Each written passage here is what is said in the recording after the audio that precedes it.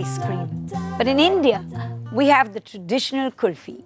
Milky, creamy, sweet and nutty. But sometimes I miss the punch of the crunch, and so I created my own version of crunchy, chocolatey, Sunfeast dark fantasy kulfi.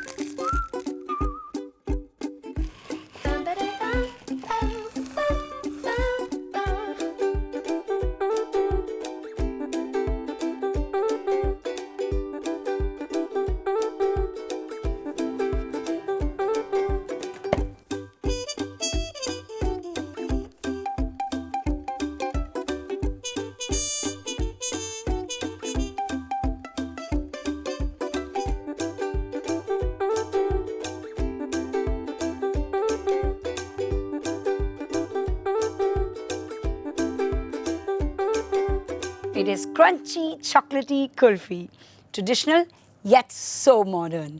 So if you want to learn today's Sunfeast dark fantasy kulfi or many more desserts, all you have to do is visit www.darkfantasycreations.com for a whole lot of indulgence. Wait, wait,